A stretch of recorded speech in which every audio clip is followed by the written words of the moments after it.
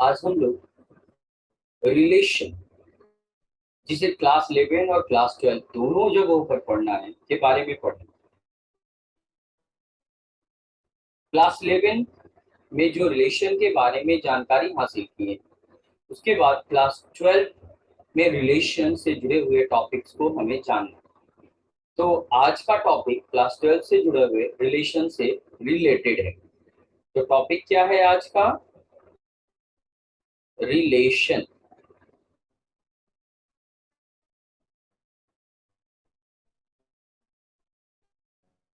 जिसे हिंदी में संबंध कहते हैं।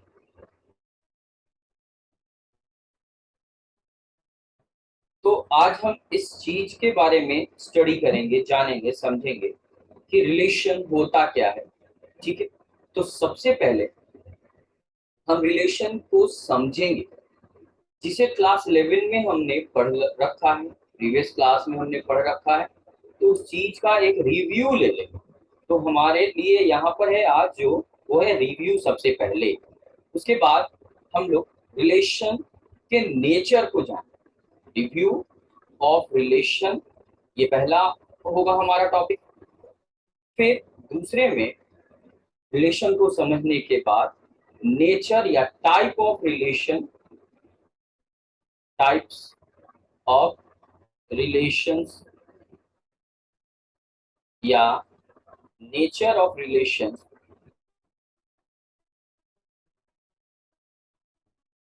इसको स्टडी करेंगे, इनके बारे में समझने की कोशिश करेंगे। रिलेशंस जो हमें अपने सिलेबस के अनुसार पढ़ना है वो कौन कौन। ठीक है, बस ये होगा आज का टॉपिक। टाइप ऑफ रिलेशन में हम लोग रिफ्लेक्सिव रिलेशन क्या होता है इसके बारे में जानेंगे, होता है इसके बारे में जानेंगे। तीसरा ट्रांजिटिव रिलेशन होता है, इसके बारे में जानेंगे। एंड फिर इक्विवेलेंस रिलेशन के बारे में, इक्विवेलेंस रिलेशन, ये सारे टॉपिक्स हों। उसके बाद बारी आ जाएगी प्रॉब्लम्स। ठीक, तो चलिए सबसे पहले हम लोग रिव्यू ऑफ रिलेशन देखेंगे। ठीक है, रिव्यू ऑफ रिलेशन, जिसे क्लास 11 में हमें समझाया गया है, पढ़ाया गया। रिव्यू, थोड़ा एक रिवीजन हो जाएगा रिलेशन के बारे में, समझें। ठीक है, आइए देखते हैं। रिलेशन इंग्लिश वर्ड है, इंग्लिश के अनुसार इसे समझेंगे। हिंदी में इसे संबंध कहते हैं। हिंदी में पहले आते हैं, संबंध वर्ड का संधि विच्छेद करें तो सम प्लस बंध, जिसका मतलब होता है बंधना या जुड़ना या मिलना या योग या मेल। संबंध से जो जानकारी हासिल होगी वो एक प्रकार का बंधन यानी बंधना या जुड़ने का मतलब देगा। यहाँ हम पाएंगे कि जुड़ना क्या होता है और जुड़ना होता कैसे, योग या जुड़ना या मेल होता कैसे, इसी चीज को हम समझने।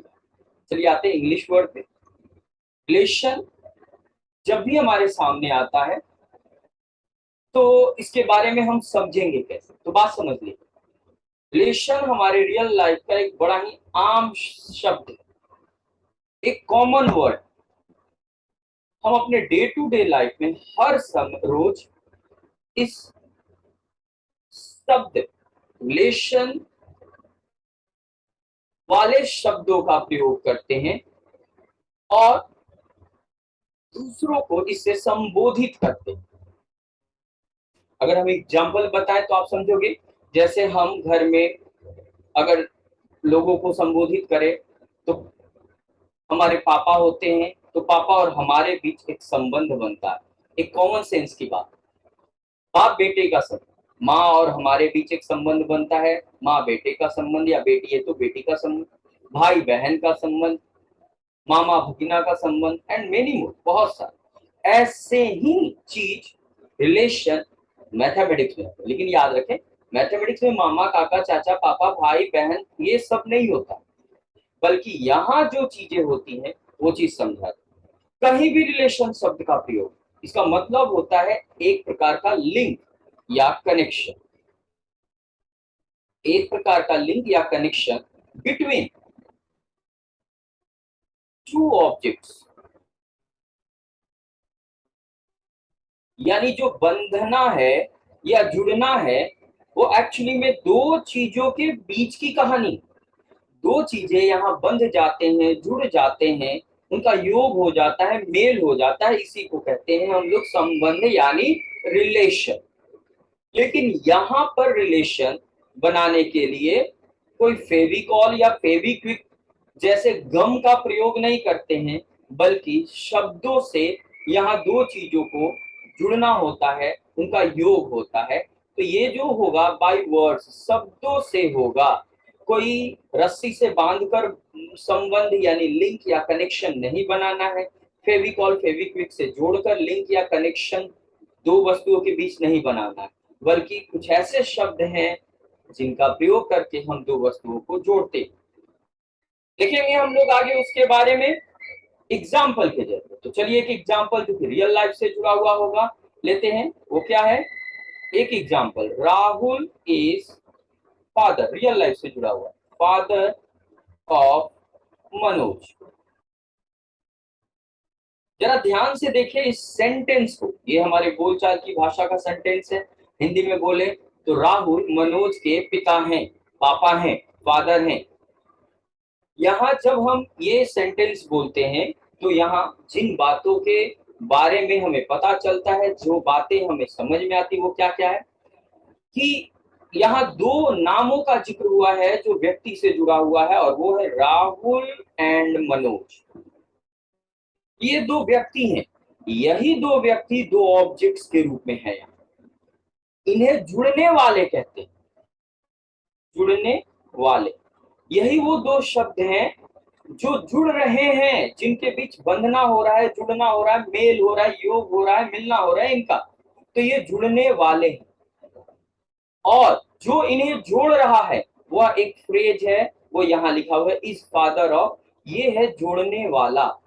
तो याद रखें, जब भी जहां कहीं भी हम रिलेशन शब्द पाए, हमें रिलेशन शब्द मिले, जहां कहीं भी जिस तरह रियल लाइफ हो या मैथमेटिक्स में कोई प्रॉब्लम हो, जहां भी रिलेशन शब्द आता है तो हमें हमेशा इन दो चीजों को ढूंढना होता है। जुड़ने वाले कौन कौन हैं, जो कि हमेशा दो होंगे, एक बार में दो होंगे, और ऐसे बार बार आ सकते हैं दो दो दो करके। और उन दो दो को जोड़ने वाला कौन? तो जब हमें जुड़ने वाले और जुड़ने वाला मिल जाए तो इस पूरे कॉम्बिनेशन से हम दो वस्तुओं के बीच जो कॉम्बिनेशन तैयार होता है उसे दो वस्तुओं के बीच का संबंध या रिलेशन, बात आई समझ में? लेकिन ध्यान रहे, जुड़ने वाले जो होते हैं उनको जोड़ने वाला सुटेबल होना चाहिए। अब ध्यान से देख ले, यहां हम ऐसा नहीं कह सकते हैं कि पेन कलम इज फादर ऑफ कॉपी, ये नहीं कह सकते। या Patna is father of Bihar,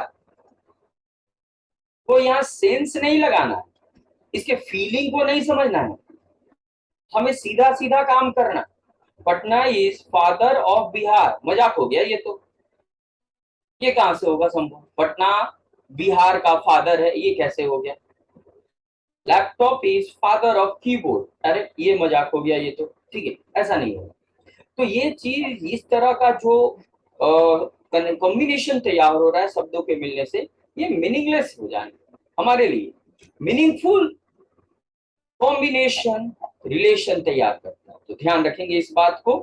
अब आइए आगे, ये जो जोड़ने वाला है इसी को हम लोग संबंध यानी रिलेशन कहते हैं, जिसे हम लोग कैपिटल लेटर से सामान्य तौर पे डिनोट करते हैं। तो ये आर जो है रिलेशन कहा जाएगा यानी जोड़ने वाला कहा जाएगा, जिसे इस तरह से लिखकर बताया जाएगा, is father of, is mother of, is uncle of, is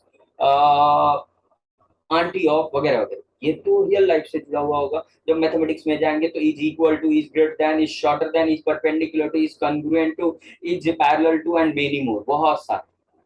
तो आर के बारे में ये डिस्क्रिप्शन है, जिसे आर का डेफिनेशन भी कहते हैं। जैसे इज फादर ऑफ, अभी आर का डेफिनेशन हो गया, यानी कनेक्शन बनेगा किस आधार पे, वो आर के जरिए हम लोग रिप्रेजेंट करते हैं। तो यहाँ आर के बारे में हम बताएंगे, इस प्रकार हम इसे मैथमेटिकल शक्ल सूरत देंगे।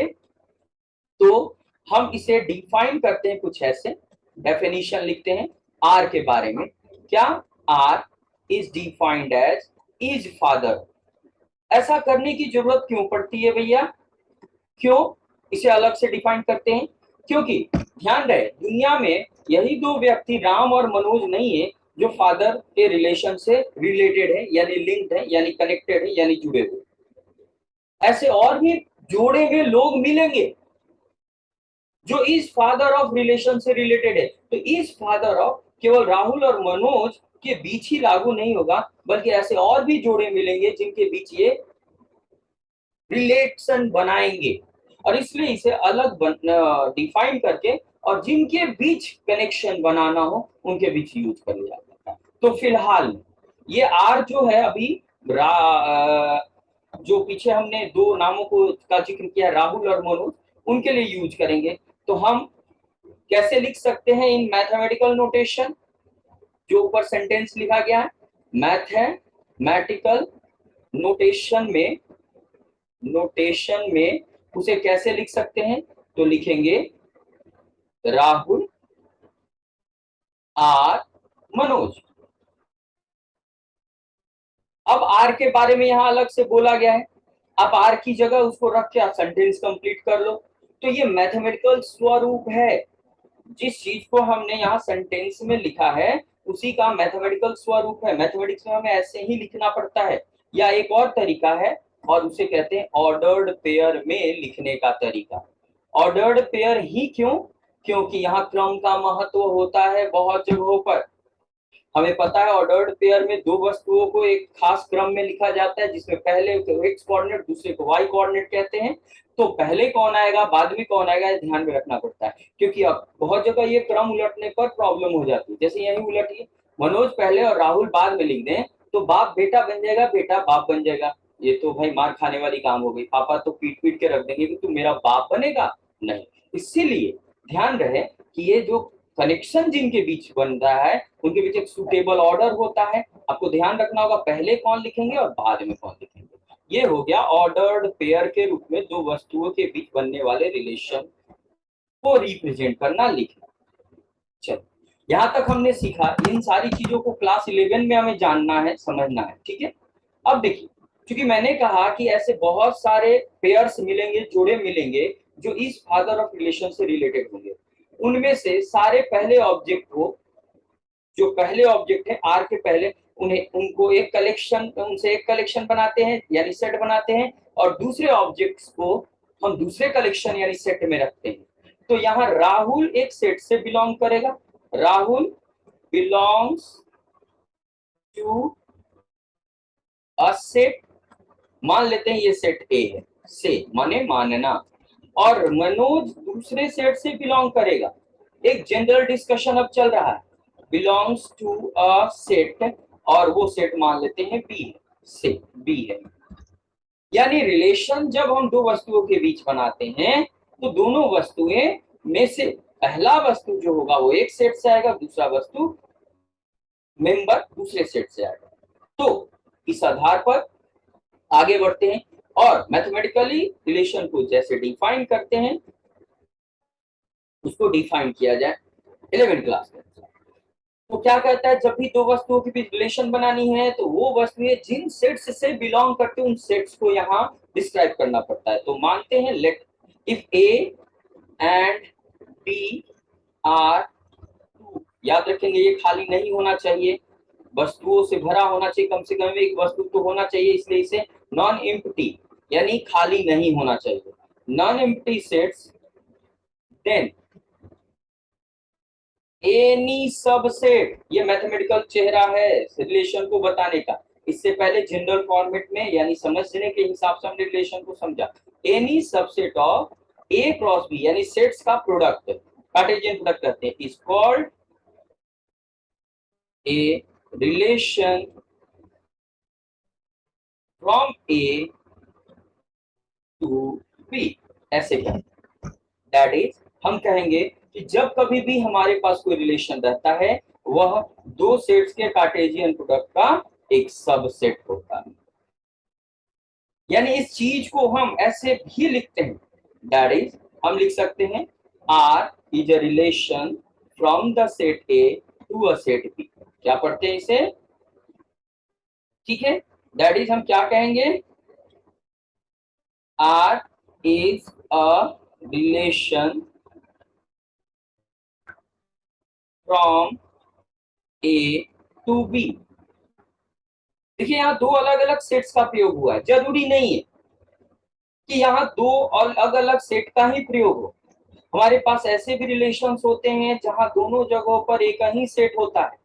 इसे कैसे पढ़ते हैं, आर इज अ रिलेशन, जैसे ऊपर पढ़ा जा रहा है, फ्रॉम ए टू ए, या इसको सिंपली पढ़ते हैं R is a relation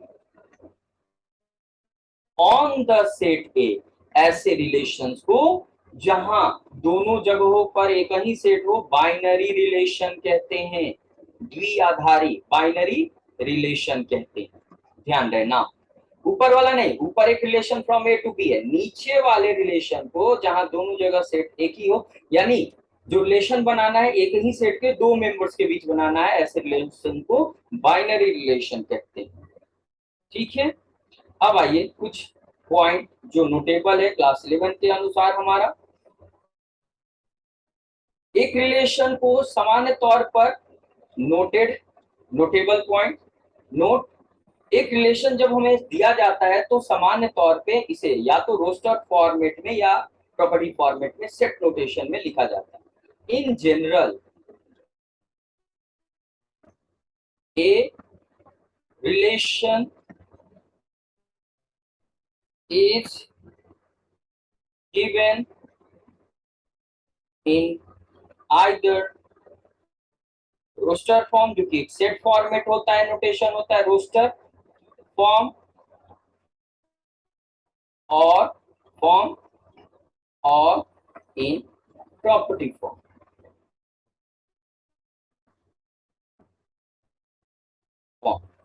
example के तौर पे जब भी रिलेशन हमें इस तरह से ऑर्डर्ड पेयर के कलेक्शन के रूप में दे तो इसे रोस्टर फॉर्मेट में रिलेशन का होना कहते हैं, रोस्टर फॉर्म। ये कहलाएगा सेट रिलेशन का रोस्टर फॉर्म। और अगर रिलेशन हमारा कुछ ऐसा दे, इस तरह से दे जहां पर हम ऐसा लिखा हुआ पाए कि x comma y ordered pair है, सच दैट का साइन है जहां x और y दोनों नेचुरल नंबर से लिए जा रहे हैं और इनके बीच कनेक्शन बन रहा है इस इक्वेशन के जरिए, जहां पर x का मान हम 3 या उससे कम लेंगे तो इसे ही प्रॉपर्टी फॉर्मेट में बोला जाता है रिलेशन। तो यहाँ पर हम लोगों ने थोड़ा बहुत 11 क्लास को रिवाइज किया। अब हम आते हैं क्लास 12 के लिए कंटेंट कलेक्ट करने के में, ठीक है। तो क्लास 12 में हमें रिलेशन की जानकारी के बाद उसके नेचर या टाइप के बारे में जानना, यानी अभी का टॉपिक है टाइप्स और नेचर्स ऑफ रिलेशन, ये पढ़ना है। माने कि एक बाइनरी रिलेशन हमारे पास है, let we have a binary relation. आपको याद होगा बाइनरी रिलेशन क्या होता है, आर जो कि ए से ए सेट में बिलोंग करता है, ए सेट से ए सेट में ही रिलेशन बनाता है। देन इसका टाइप क्या हो जाएगा?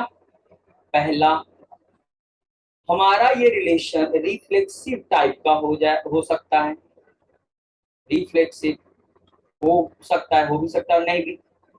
रिफ्लेक्सिव रिलेशन, रिफ्लेक्सिव रिलेशन को हिंदी में स्वतुल्य, स्व मतलब खुद और तुल्य मतलब समानता या बराबरी, खुद से संबंध दिखाने के बारे में ये बताता है। दूसरा, सिमेट्रिक रिलेशन, शॉर्ट में इसे सममित सममित संबंध कहेंगे। तीसरा, बारी बारी से इनके बारे में आगे जानेंगे। ट्रांजिटिव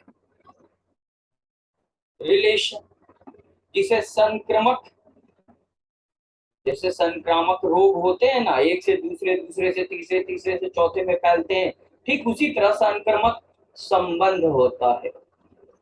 तो ये हमें 3 टाइप के रिलेशन फिलहाल में अपने सिलेबस के अनुसार पढ़ना है। अगर कोई रिलेशन इन तीनों ही टाइप का हो जाए तो उसे इक्विवेलेंस रिलेशन कहते हैं। इफ अ रिलेशन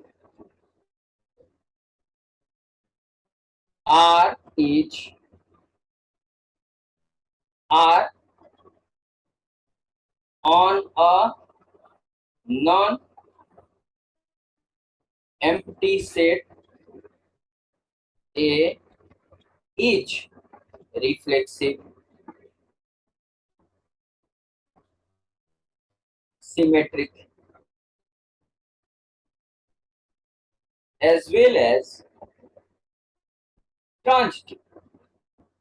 अगर कोई रिलेशन इन तीनों ही टाइप का हो जाए, तीनों ही नेचर का हो, जरूरी नहीं कैसा हो, लेकिन अगर हो जाए तो हम कहेंगे then it is called an equivalence relation.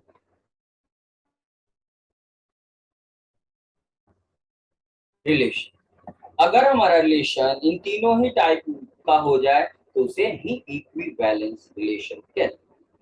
तो चलिए अभी बारी बारी इन तीनों टाइप्स या गुण या प्रॉपर्टी वाले या नेचर वाले रिलेशंस के बारे में जानें। सबसे पहला है हमारा रिफ्लेक्सिव रिलेशन यानी स्वतुल्य। रिफ्लेक्सिव रिलेशन मतलब स्वयं से जुड़ने की कहानी, स्वतुल्य संबंध। मतलब अगर एक लाइन में समझना है तो इसका मतलब हो गया खुद से बंधना या जुड़ना। जब रिलेशन ऐसा हो जिसके कारण किसी सेट के हर एक सदस्य, शब्दों पर ध्यान होना चाहिए, जब रिलेशन ऐसा हो किसी सेट पर बाइनरी रिलेशन जिसके कारण उस सेट के हर एक मेंबर खुद से जुड़ जाए, किसी दूसरे से जुड़े या मत जुड़े लेकिन खुद से जुड़ना जरूरी है, तो ऐसे रिलेशन को ही रिफ्लेक्सिव रिलेशन कहते हैं। मतलब अगर इसे समझना है तो कुछ एग्जांपल के जरिए चलिए। मान लीजिए हम डिफाइन कर रहे हैं रिलेशन, यहाँ इज इक्वल टू सिंबॉलिकली लिख रहे हैं, तो अगर हम इज इक्वल टू रिलेशन से देखें तो हम एक रिलेशन एग्जांपल ले रहे हैं 3 इज इक्वल टू 3। तो इक्वल टू एक रिलेशन है, मैथमेटिकल रिलेशन, वहीं भी इक्वल टू आता है तो वह एक रिलेशन है। तो 3 3 के बराबर है, ये हमेशा सत्य है। तो इस स्थिति में हम कहेंगे कि 3 जुड़ा है 3 से, तो 3 खुद से जुड़ गया, ऐसे ही रिलेशन को हम रिफ्लेक्सिव कहते हैं। तो ऐसी स्थिति जहां भी बने, अभी एक एक मेंबर के जोड़े के लिए हम काम करें, एक ही मेंबर के लिए, तो ये रिफ्लेक्सिव रिलेशन है। अगला रिलेशन लेते हैं, चलिए मान लीजिए पैरेलल टू का रिलेशन ले रहे हैं। पैरेलल टू जाहिर सी बात है लाइन के लिए यूज होता है। याद रखना, दिए गए रिलेशन से जो जुड़ेंगे वो खुद, अलग अलग मेंबर नहीं, दोनों जगह एक ही मेंबर लेना, एक ही वस्तु लेना। Line L is parallel to line L, यानी वो खुद के पैरेलल है, बिल्कुल सही, हमेशा सही। तो हम कहेंगे L is related to L, ये भी रिफ्लेक्सिव होगा। ऐसा जहां भी मिलेगा दिए गए सेट में हर एक मेंबर ऐसा पूरा करेगा, रिफ्लेक्सिव होगा। अभी क्या है, अगला देखा जाए जरा सा, क्या है एग्जाम्पल, इज कन्ग्रुएंट टू, ऐसा सिंबल होता है कन्ग्रुएंसी का। ट्रायंगल के लिए जुड़ा है, मान लो ट्रायंगल टी ले रहे हैं, triangle T is congruent to triangle T, always true. तो हम कहेंगे ट्रायंगल टी खुद से जुड़ गया है, ऐसा रिलेशन रिफ्लेक्सिव होता है।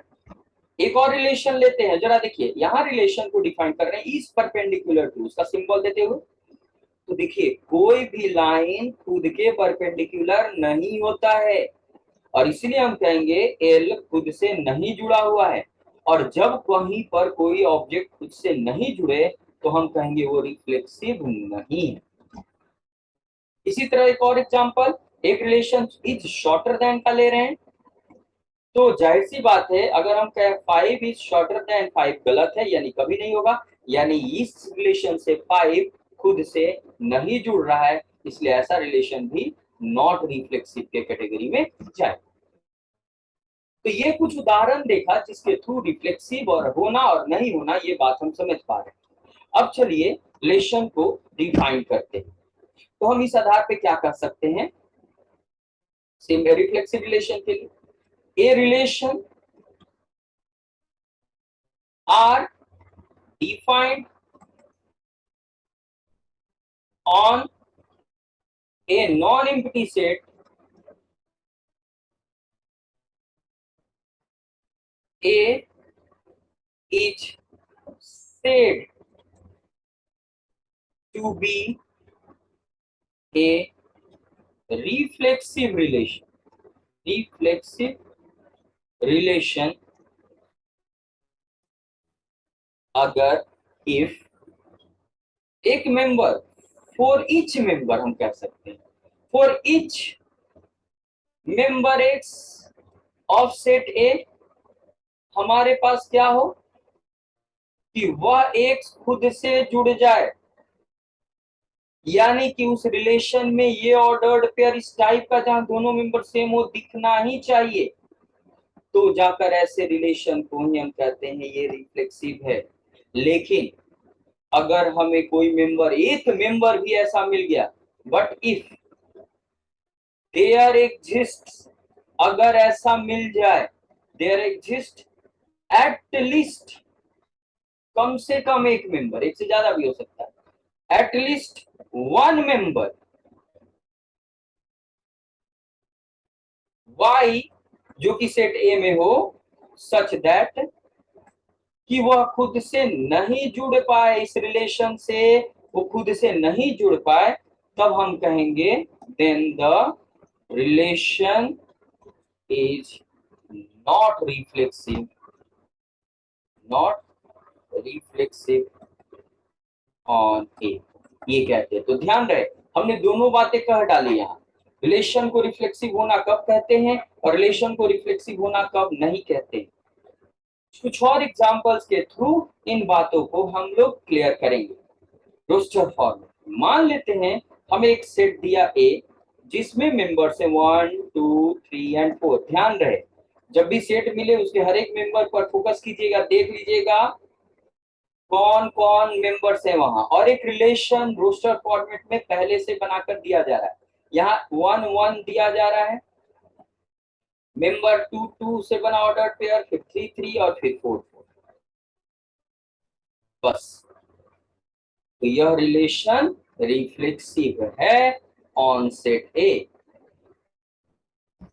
कारण अगर लिखना है और समझना है बेसिकली, ठीक है, लॉजिकली तो इस बात को समझ सकते हैं। तो देखिए मैंने कहा इसका हर एक मेंबर 1 को खुद से जुड़ना पड़ेगा, 2 को खुद से जुड़ना पड़ेगा, 3 को खुद से जुड़ना पड़ेगा, 4 को खुद से जुड़ना पड़ेगा, जो कि हो रहा है यहाँ। 1,1 का मतलब 1 जुड़ा है 1 से, 2,2 का मतलब 2 जुड़ा है 2 से, 3,3 का मतलब 3 जुड़ा है 3 से, और 4,4 का मतलब 4 जुड़ा है 4 से।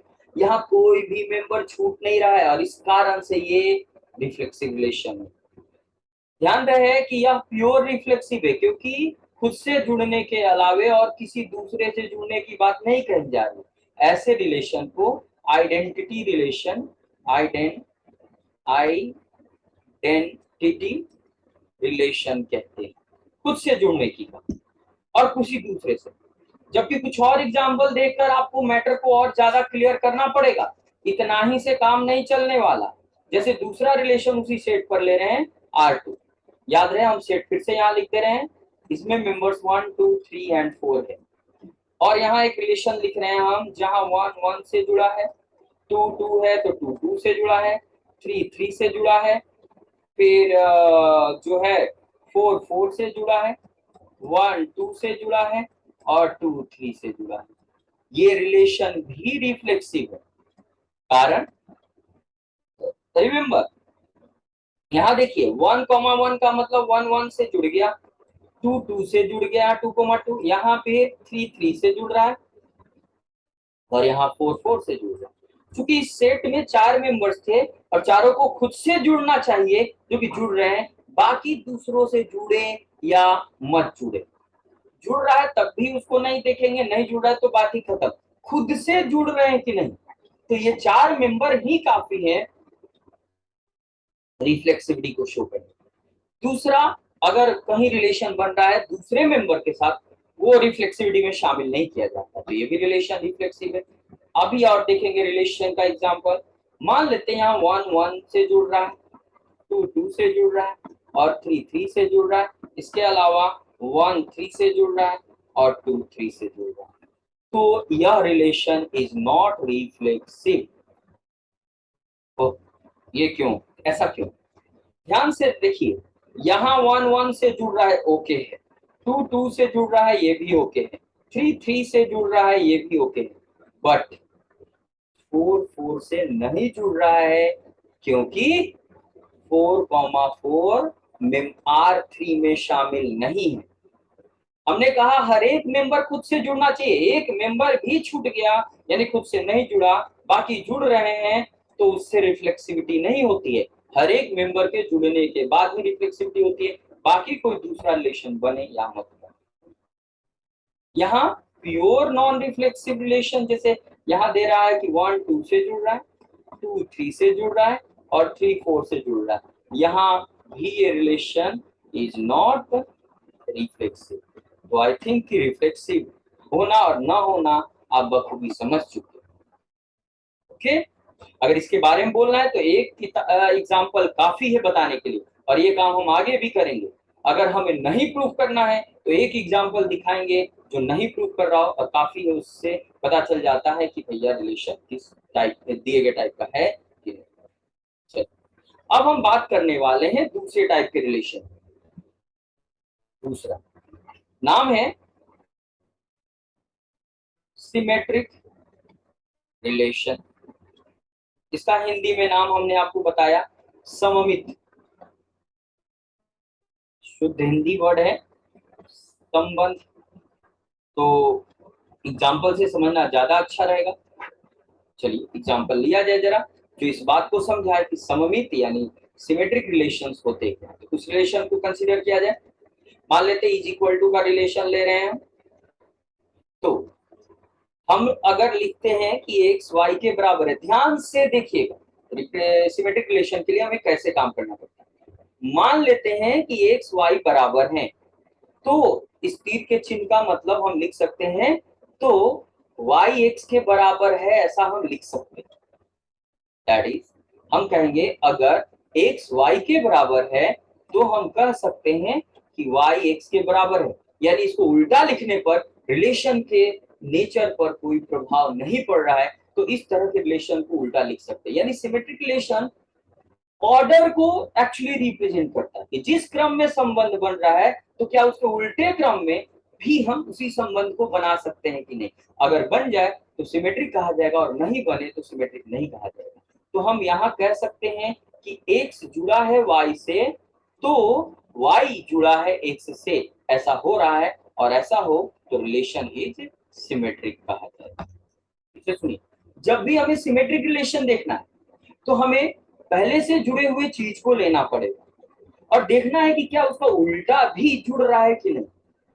पहले से जुड़े हुए चीज लेकर उसका उल्टा जुड़ रहा है कि नहीं, ये देखना होगा। यानी अगर x y से जुड़ रहा है तो क्या उसका उल्टा y भी x से जुड़ रहा है कि नहीं। अगर ऐसा हो तो ही रिलेशन को सिमेट्रिक कहते हैं। कुछ और एग्जांपल जो आपके आइडिया को क्लियर करेगा, चलिए देखा जाए। यहाँ रिलेशन इस बार ले रहे हैं शॉर्टर देन। जरा देखिए, हम जानते हैं कि 3 छोटा है 7 से, सही है?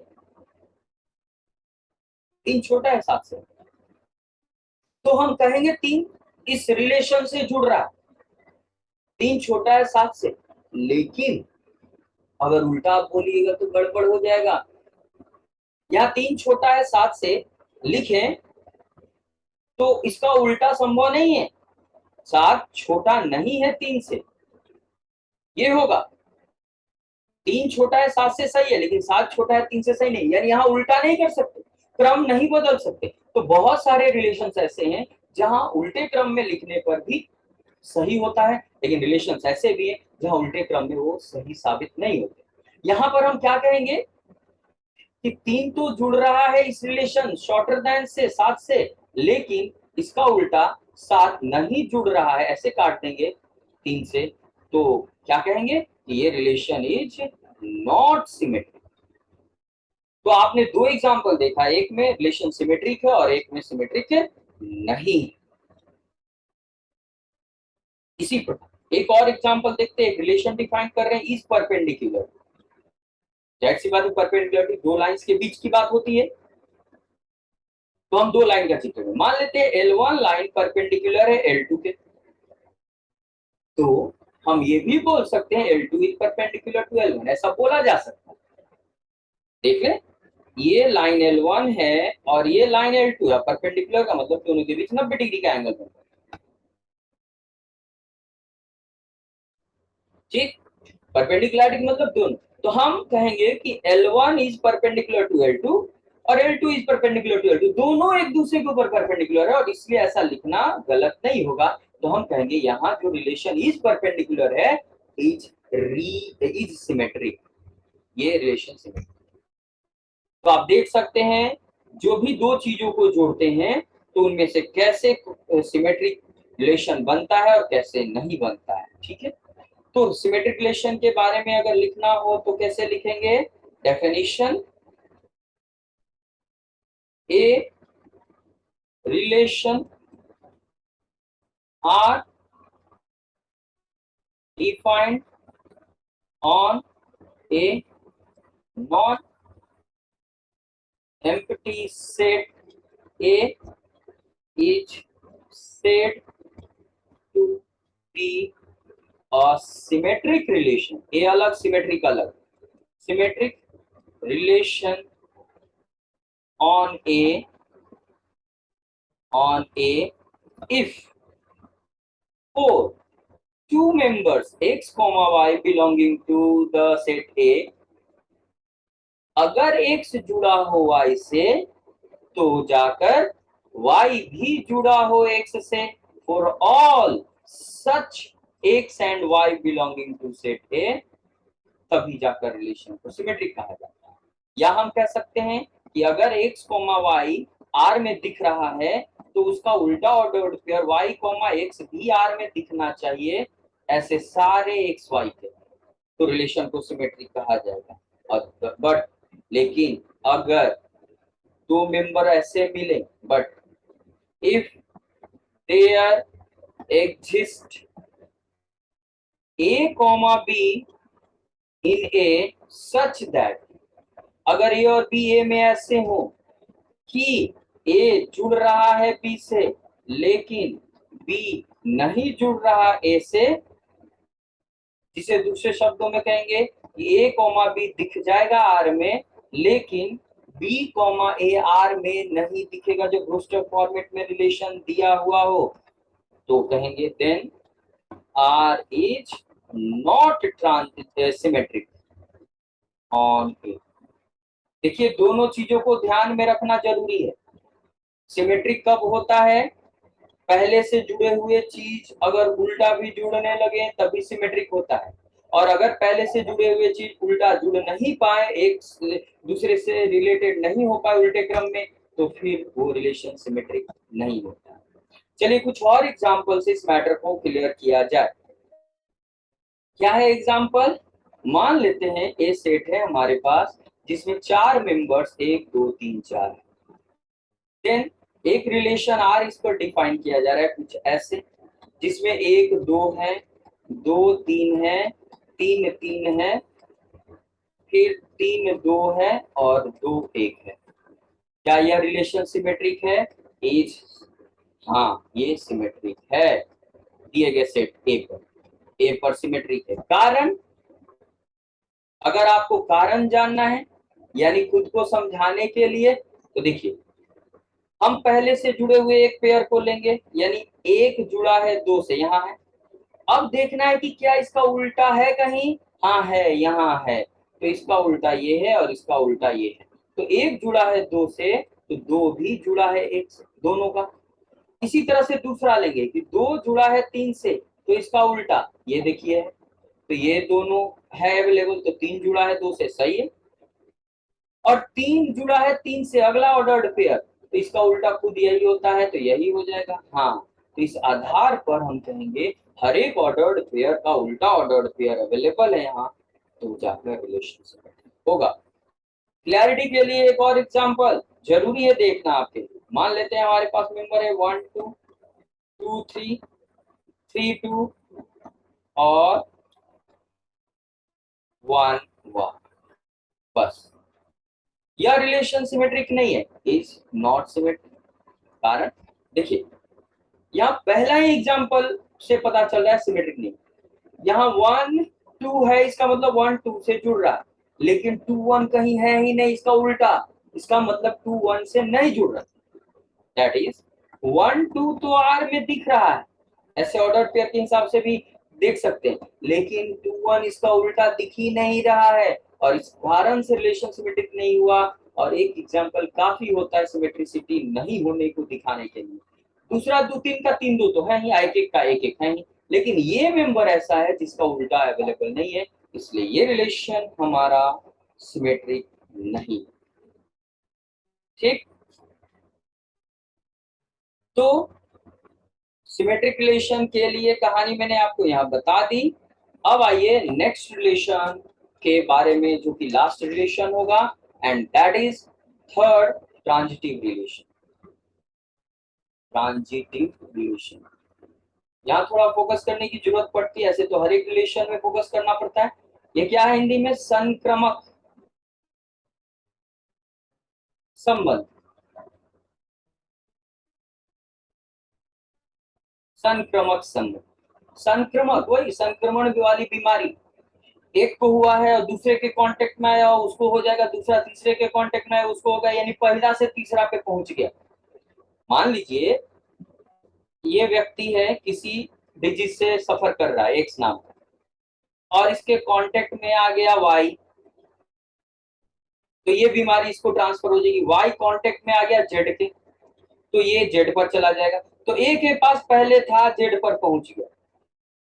ऐसे ही ये रिलेशन होता है, एक्स वाई से जुड़ा हो और वाई जेड से जुड़ जाए, तो जाकर एक्स जेड से जुड़ जाए, यानी एक्स के पास बीमारी थी, वाई को मिला, वाई के पास थी, जेड को मिला, और इस तरह से वाई एक्स की बीमारी जेड पर पहुंच गई, तो एक्स की बीमारी जेड पर पहुंच गई,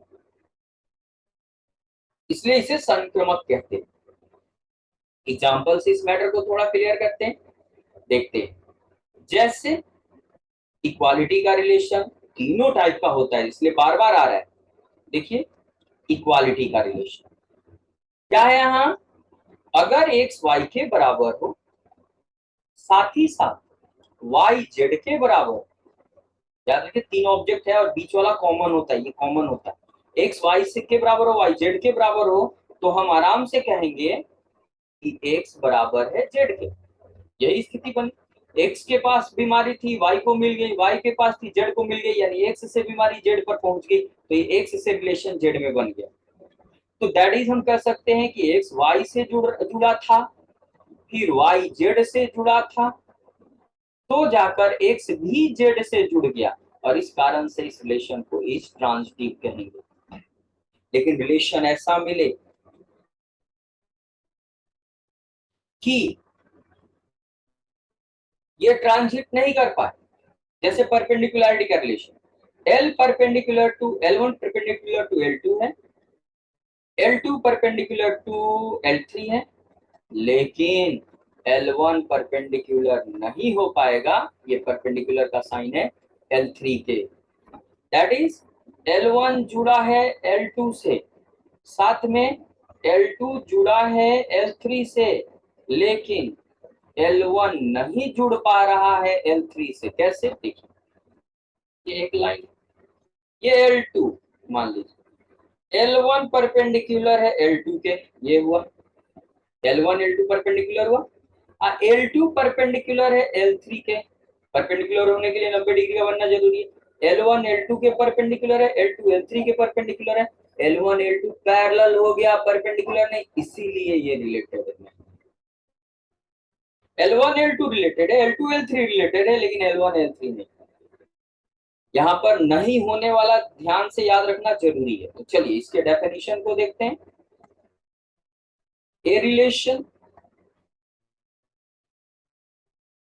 आर